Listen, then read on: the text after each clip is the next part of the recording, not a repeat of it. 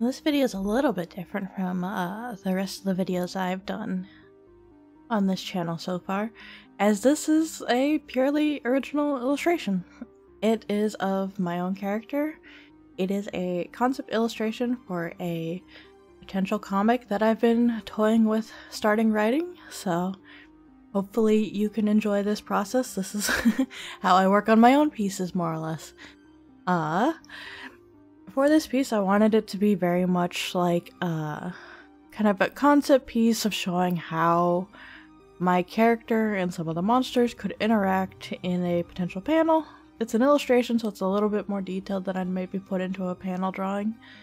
But I wanted to prove that these monsters would look good in the scene, and that my character model would be something that I wouldn't hate drawing over and over again. As far as my character himself, I think I am happy with how his design works, and I felt it wasn't too complicated, it wasn't too simple, so I definitely don't feel any need to really change that. As far as the monster design, I'm not entirely sure if I'm sold on it just yet. I think it's a cool design, I just don't know if it's as scary as I want it to be. Since the comic idea itself is it's, as I'm calling, a horror romance, so if that's intriguing, maybe stick around, because I'm going to keep doing some videos on it. But I think I'm going to stick mostly with how I have the monster design, but I might tweak it a little bit still. I did a sketch of what I wanted it to look like prior to this. I think the overall design, I like the way it kind of highlights the cracks, which are very important to the concept of the story. But I think it just comes off as a little too, not simple, but it doesn't quite read as, like, I don't know, scary enough for me. I struggle because I feel like my sense of what is or isn't scary is very broken. There's very little that I find too scary when reading manga or webtoons or any form of like comic or anime. So trying to design something to make it intentionally be scary is tough because I don't find it scary, and even less so if I'm the one who made it. So I guess feedback in the comment would be appreciated if things that you think would make it scarier, or if you like how it looks, I guess. I don't know. Yeah, the entire concept of this, like, story focuses on kind of discomfort in your own skin is really the connecting theme throughout both my main characters as well as the monsters. So the concept of like the cracks and that, I guess, incongruent feeling with your own body is kind of what I'm trying to highlight in the monster design, which I don't think reads well enough just yet.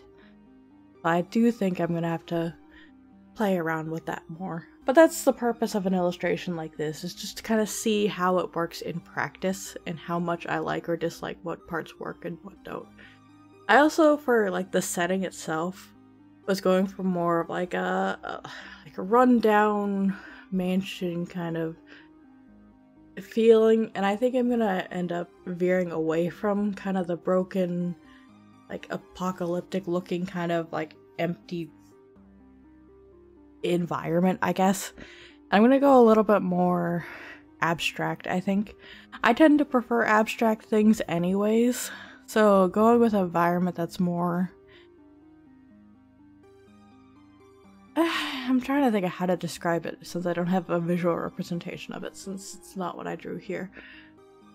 But more conceptual, more playing into, I guess, the character's mental struggles when they enter this space.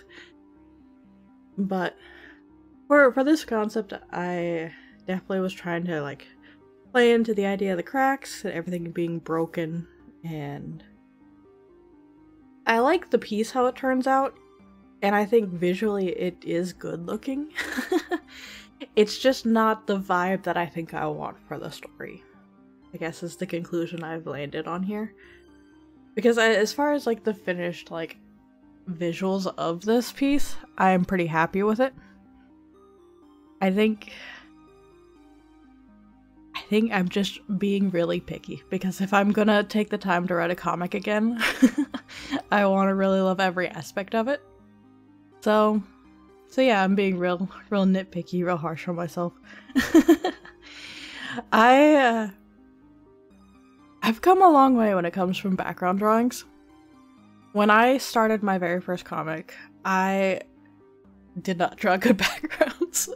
That was my biggest like self-critique of my old comic, was the backgrounds were just not good.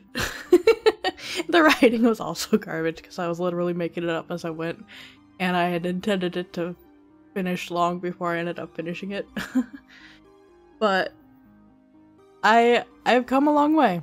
I had a comic that I started up. I ended up having to kind of throw on indefinite hiatus because I didn't have the time to work on it back then, and since I have a better schedule that I could potentially work on a comic again, I just haven't felt like going back to it, I guess. I've just stepped away for too long at this point.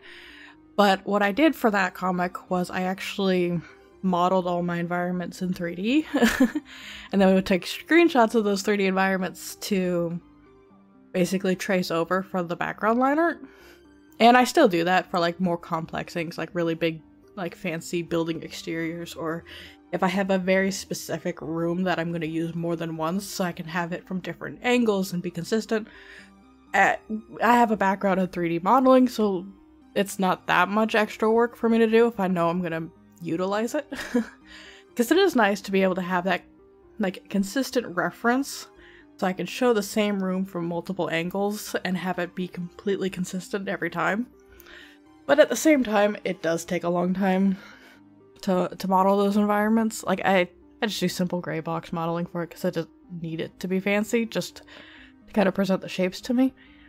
But since I started doing that for my other comic, I just perspective and shapes and all that have gotten a lot better at. So I'm sure if you sat down and mapped the perspective of this drawing, it wouldn't make a ton of sense. But I was able to pull together a full background without having to model it in 3D first, which is something I never was able to do beforehand. I've just been doing a lot more backgrounds and drawings in general than I ever used to, because it's something that I really wanted to push myself to be better at. And I'm pretty proud of myself for that. I think definitely as an artist, if there's something that you struggle with or that you aren't happy with in your own art, but you want to be better at it, find ways to be better at it. Like, keep practicing it and you will improve. That's kind of the great thing about art, is you have that freedom to kind of focus on the things that you want to improve on. Look up other people's work, see how others do it, and others kind of find solutions to the things you're struggling with, and there's so much resources out there. It's awesome. And Clip Studio Paint is really cool, especially for like backgrounds, because you can actually import 3D models into Clip. I usually ended up just taking screenshots of my models, but I've played around a little bit with importing it into Clip, and that's actually really awesome as a resource. And there's plenty of programs that have perspective like tools built into the actual drawing software nowadays, which is really awesome also. There's so many awesome tools for artists out there now that I love like technology and like tools and seeing how things like change and develop over time. Like, that's so cool to me. So I could go off on tangents all the time about that, but I think, yeah, my takeaway from this, I guess, to try and summarize my thoughts on this final piece, I'm happy with how the piece turned out. Like, I really love how this illustration looks. I think as far as like a concept for my comic idea, I have parts that I like and parts that I want to keep workshopping a little bit, so I wouldn't be surprised if I upload another one of these in the future. But I'm pretty satisfied. Hopefully you guys enjoy this kind of slightly different video of me rambling a little bit about my comic process. I love writing comics. That's my favorite thing to do with my art. So, yeah. Thank y'all for watching, and I'll see you next time. Bye-bye!